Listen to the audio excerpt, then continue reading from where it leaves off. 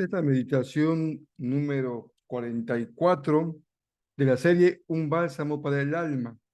Estamos leyendo de forma devocional los salmos de liberación.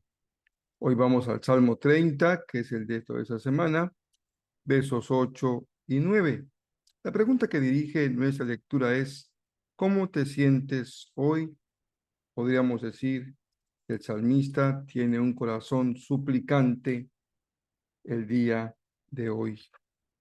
A ti clamé, oh Señor, le supliqué al Señor que tuviera misericordia, diciéndole: ¿qué ganarás si me muero, si me hundo en la tumba? ¿Acaso podrá mi polvo alabarte? ¿Podrá hablar de tu fidelidad?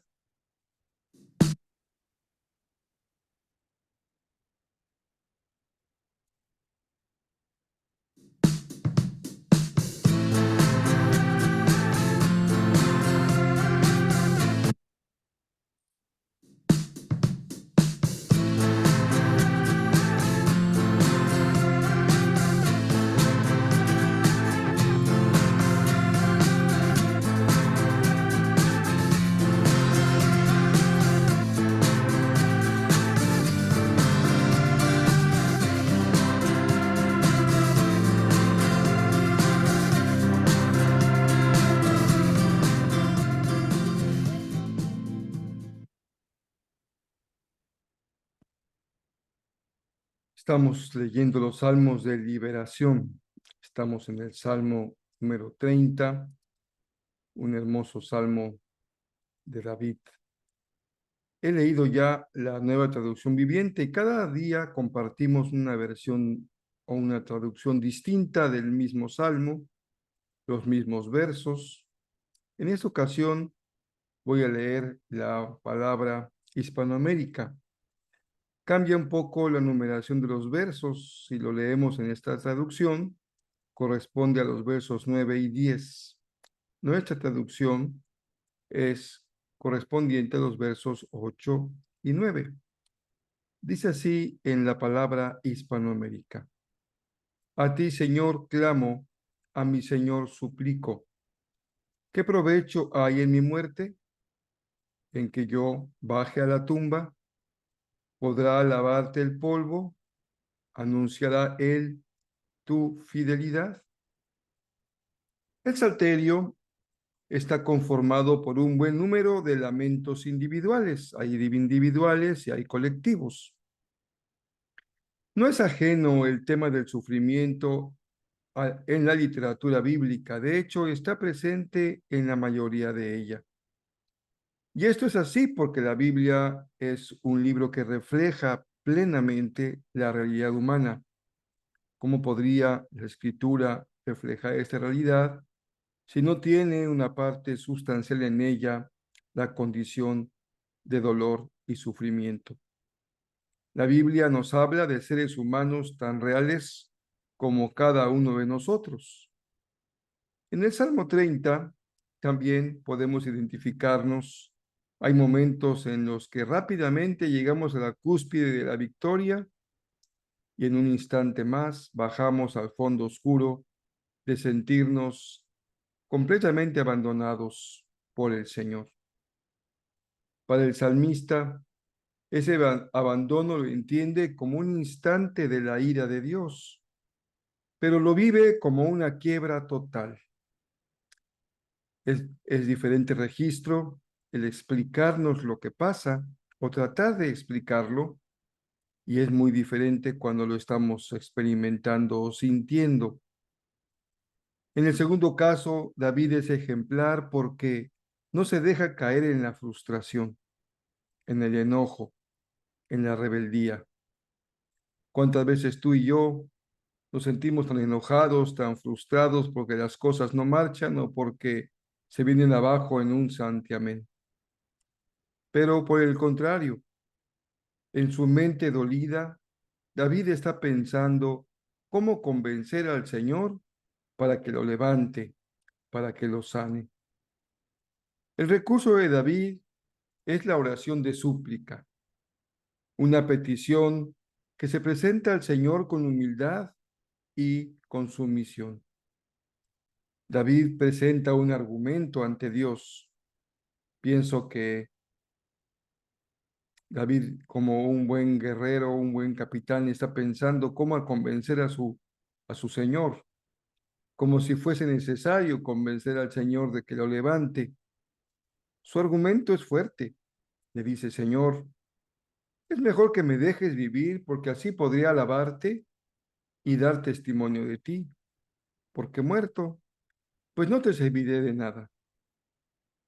Me recordó algo similar cuando leyendo al apóstol Pablo, allá en la carta de los Filipenses, él dice, pues para mí, vivir significa vivir para Cristo y morir es aún mejor.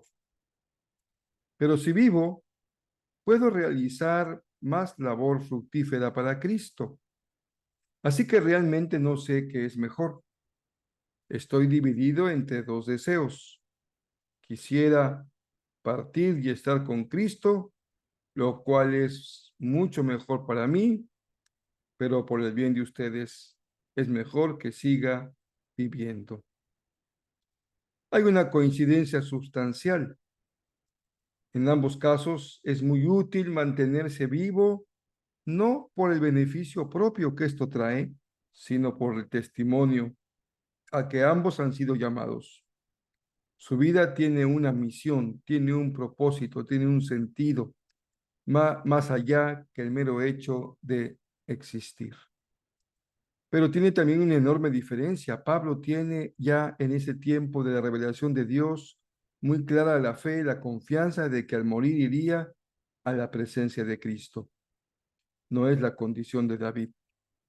Por ello, la perspectiva es tan diferente. La de un cristiano, cuando ya lo hace desde Cristo, desde su fe, a quien aún no ha conocido a Jesús de manera personal. La condición de David podría sumirlo en una profunda decepción. Pero en su caso, más que decepcionarse porque estaba abatido, casi morir, esa condición fue su motor de súplica, su lamento, fue la llave para orar. El testimonio de David es muy poderoso. En lugar de que las adversidades lo alejen, lo mueven a la oración, incluso a una argumentación para que el Señor lo vea favorablemente. Aquí hay gran ejemplo para nosotros.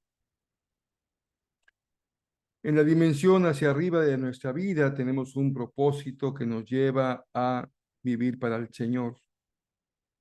¿Cómo aparece el Dios de David? Pues aparece tras la oración del salmista. Quiero decir, descubrimos cómo es el Dios de cada uno de los personajes bíblicos cuando leemos sus historias, sus testimonios, sus relatos, sus poesías.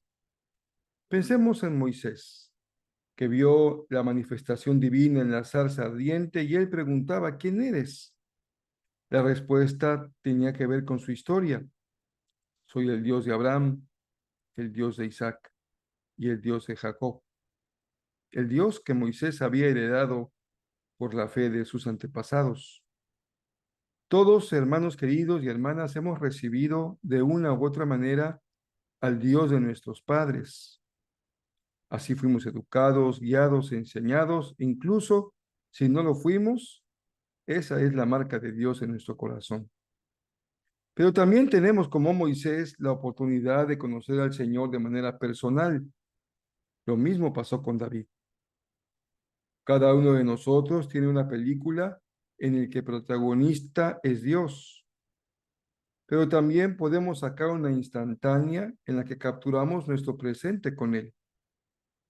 Podemos utilizar estas dos imágenes o ideas. La historia nos revela el acompañamiento de Dios y la imagen su presente en nuestra vida. Pero ambas son vivencias nuestras, son nuestra experiencia. Por ello, aunque muy valiosa y propia, siempre es necesario ponerlas bajo la autoridad de la palabra de Dios, que es en donde Él se ha revelado. En ocasiones hay que depurar esas imágenes infantiles heredadas, limpiarlas, de muchas ideas equivocadas, sentimientos erróneos. En otras hay que darles visto bueno, porque reflejan muy bien lo que la Biblia revela.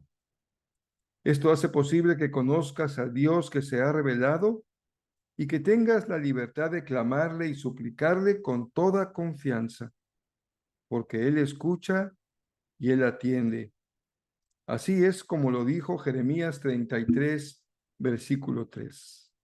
Por eso el suplicante David tiene una resonancia a la promesa del profeta. Clama a mí y yo te responderé y te revelaré cosas grandes e inaccesibles que tú no conoces. Que el dolor te lleve al clamor, que el quebrantamiento te lleve a la súplica. Nunca camines por el sendero del enojo, la frustración, el alejamiento. Cuando pensamos en este salmo y vemos hacia afuera, hay mucha gente que está muriendo en condiciones deplorables hoy, jóvenes y señoritas víctimas de la violencia criminal, en algunos, no pocos casos de la intrafamiliar. También qué dolor sentimos cuando sabemos que hay violencia y muerte por causa de género. Y millones están muriendo todos los días a causa del abuso de las drogas. Otros más vagan sin rumbo y sin destino, no encuentran un propósito para vivir. ¿Cuántos están muertos en vida y no saben que han sido creados para adorar al Señor? La oración de súplica, el lamento del salmista por sí mismo, es también una buena ocasión para transformar esa súplica individual en una oración de intercesión por aquellos que aún no pueden creer y por cada uno de nosotros, quien nos da la oportunidad del Señor de crecer cada día, invirtiendo en los que no han creído, en la dimensión de su reino. No tienes que hacer cosas demasiado complejas. Un saludo, una palabra de aliento, compartir un archivo de música, un video, un acto de servicio. Todo esto puede hacer milagros. Recuerda, la palabra convence. Y aquí está David argumentándole a Dios que es mejor que lo deje vivir. Pero el ejemplo arrastra. Y aquí está el ejemplo testimonial del salmista suplicando, orando al Señor. Pensemos finalmente en la dimensión interna de este salmo, hacia adentro. Sin duda que cada uno de ustedes y yo podemos tener una vivencia distinta, pero una de las dimensiones más desafiantes del crecimiento espiritual es el de la oración. Ser un varón, un joven, una señorita, una mujer, una familia de oración es una noble aspiración. No sé qué tan común lo sea. Jesús nos enseñó que debemos orar sin cesar. La súplica es una forma de oración con insistencia, con humildad, con obediencia. Hemos de aprender a orar con súplica, con ruego, expresar sinceramente cuando hay un lamento en nuestro propio ser, pero irrumpir con gozo y con alegría y con canto, como empieza el Salmo 30. Aparte un tiempo cada día para orar. Hoy es un gran reto porque estamos impuestos a una vida activa que no tiene tiempo para el reposo, la lectura, la oración. Es por ello por lo que la Biblia nos enseña que debemos de cambiar nuestra manera de pensar para vivir mejor.